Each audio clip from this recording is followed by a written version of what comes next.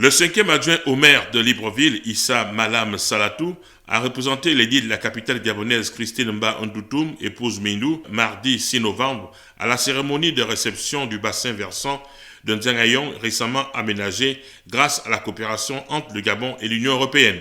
Un événement rehaussé par la présence du Premier ministre chef du gouvernement, Rose Christiane Oussou-Karaponda, Nicole Janine Lidi Roboti, ministre de l'économie, Léon Armel Bunda Balondi, ministre des Travaux publics, et Rosario Bento País, ambassadrice de l'Union européenne.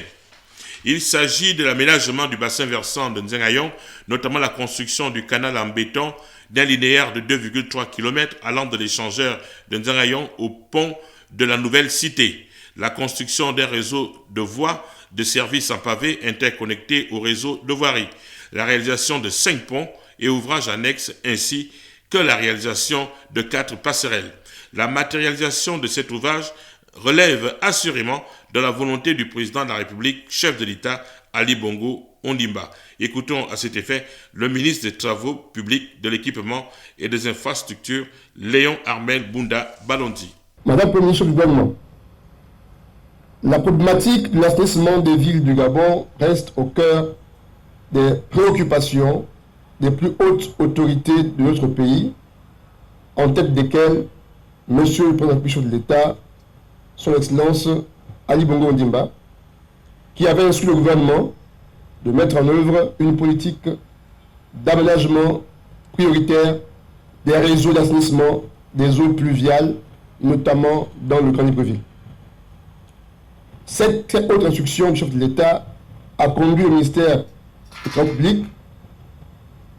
à élaborer et à faire valider par toutes les parties prenantes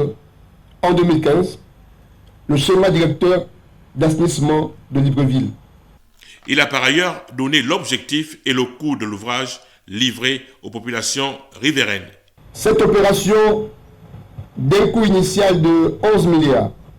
879 millions 608 700 francs CFA, a été cofinancée à parité grâce à un don du Fonds européen de développement FED et du budget de l'État. Son objectif essentiel reste l'amélioration des conditions de vie des populations confrontées aux récurrents problèmes des inondations qui sont source de maladies hydriques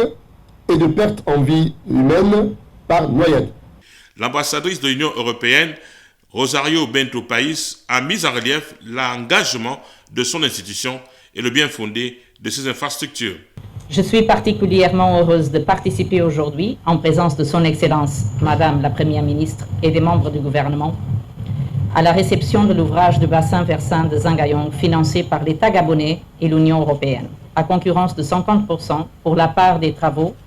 avec une contribution totale de 12 millions d'euros de l'Union européenne, équivalent à près de 8 milliards de francs CFA.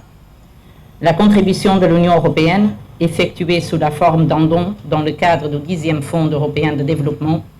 a permis la réalisation à Nzangayon, un des plus grands quartiers de Libreville, de l'ouvrage aménageant le bassin versant exécuté par la société Conduré.